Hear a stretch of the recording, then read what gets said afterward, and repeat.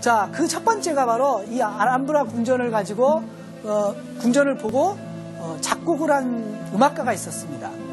기타리스트이자 작곡가인 타레가라는 사람이 있었습니다. 이 사람이요, 한때 콘차라는 그 유부녀를 굉장히 사랑했어요. 근데 옛날이나 지금이나 유부녀는 이미 결혼했으니까 사랑하면 안 되죠.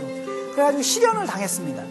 그래가지고 이 사람이 실연의 아픔을 잊기 위해서 여행을 떠납니다. 여행을 떠났다가 이 알함브라 궁전에 도착하게 됩니다. 그래서 도착해서 이 알함브라 궁전을 보는 순간 자기의 그 실연의 아픔과 이 궁전의 아름다움을 아주 아름다운 노래, 기타 곡 작곡을 하게 됩니다. 그래서 아주 아름다운 곡을 하나 만들게 됐죠. 자, 음악에서는요, 바로 이 알함브라 궁전의 추억이라는 음악이 있지만, 미술에도 있습니다. 미술에 이 알함브라 궁전과 가장 관계가 깊은 사람은 바로 네덜란드의 화가 애셔라는 사람입니다. 애셔는 LS라고도 불리는데요. 이 사람은요, 이 알함브라 궁전이 너무 예뻐가지고 1922년하고 1936년 무려 2번에 걸쳐서 계속 알함브라 궁전을 방문합니다. 그리고 나서 1937년도에 폴리아라는 수학자가 그림을 그리는데요. 17개의 벽지 디자인을 하나 해줍니다. 그게 이제 수학적인 어떤 이론에 의해서 17개의 디자인을 해줬는데, 이걸 딱 보고 그동안 봐왔던 알함브라 궁전의 그 아라베스크 문양을 보고 영감을 딱 얻어서 여기서부터 작품을 만들어내기 시작합니다. 그가 만든 작품을 우리는 요즘에 테셀레이션이라고 하죠. 이 테셀레이션은요, 우리나라 말로 하면 쪽매 맞춤이라고도 합니다. 쪽매 맞춤은 어떤 틈이나 포개짐 없이 평면을 딱 같은 모양과 같은 패턴으로 덮는 걸 말하게 됩니다. 이 테셀레이션을 할 수 있는 모양은 우리가 알다시피 평면을 덮을 수 있는 게 뭐라고 했습니까? 정삼각형, 정사각형, 정육각형 이렇게 3개밖에 없다고 그랬죠. 그래서 평면을 덮을 수 있는, 소위 말해서 쪽매 맞춤을 할 수 있는 도형에는 이 3가지밖에 없습니다. 딱 그 종류 하나만 가지고 하는 거는요. 근데 몇 가지 섞어서 할 수 있는 건 여러 가지가 있습니다. 자, 그래서 여러 가지 섞는 것 중에 그렇게 섞어서 하는 거를 우리는 뭐라고 하냐면 이제 아르키메디안 테셀레이션이라고 합니다. 이건 2종류 이상의 정다각형을 이용해서 평면을 채우는 방법인데요. 이게 맞느냐? 아닙니다. 딱 8가지밖에 없어요. 그래서 정삼각형과 정육각형을 이용하는 거 2가지가 있고요. 정삼각형과 정사각형 2가지가 있고, 정십이각형과 정삼각형을 이용하는 거 1가지, 정사각형과 정팔각형을 이용하는 거 1가지, 정삼각형하고 정사각형, 정육각형이 3가지를 이용하는 걸로 1가지가 있고요. 마지막으로 정사각형, 정육각형, 정십이각형을 이용하는 거 1가지가 있습니다. 자, 이 애셔라는 사람은 이런 테셀레이션 기술을 이용해서요, 아주 많은 작품을 만듭니다. 그리고 수학과 아주 밀접한 작품도 만듭니다. 그게 바로 뭐냐면 프랑스의 수학자 포앙까레가 만들어낸 우주 모델이에요. 이 우주 모델은 어떤 특징을 갖고 있냐면요, 포앙까레의 우주 모델은 가운데로 갈수록 온도가 높아집니다. 그래가지고 이게 부피도 커집니다.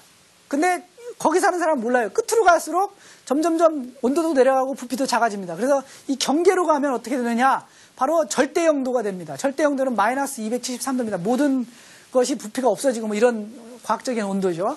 근데 그래서 이제 우리 포앙까레가 뭐라면, 우리가 이런 우주에 살고 있을 것이다. 이렇게 끝으로 갈수록 점점점 부피도 줄어들고 길이도 줄어들고 이런 거에 살고 있을 것이다라고 추측합니다. 근데 실제로요, 아인슈타인의 그 상대성 이론에 의하면 우리가 빛의 속도로 가지 않습니까? 그럼 우리가 재는 자 있죠. 자도 줄어든답니다. 그러니까 이 포앙까레 가설이 맞는다, 이렇게 말하는 사람도 많이 있습니다. 근데 이게 이제 유클리드 기하학이 아닙니다. 즉, 그 안에서는 삼각형이 내각이 180도도 아니고, 뭐 평행선이 평행하지도 않습니다. 이렇게 구부러져 있어요. 그리고 최단 거리도 직선이 아니고 곡선입니다. 중앙을 통해서 가는. 그러니까 좀 다릅니다. 이런 비유클리드 기하학을 애셔가 폴리아의 밑그림뿐만이 아니고 이런 포앙까레의 그런 우주 모델을 가지고 작품을 만듭니다. 그 중에 하나가 아주 유명한 작품인데요. 바로 1960년대에 발표한 천사와 악마라는 작품입니다. 이 작품은 지름이 약 416mm쯤 됩니다. 그러니까 41cm쯤 되죠.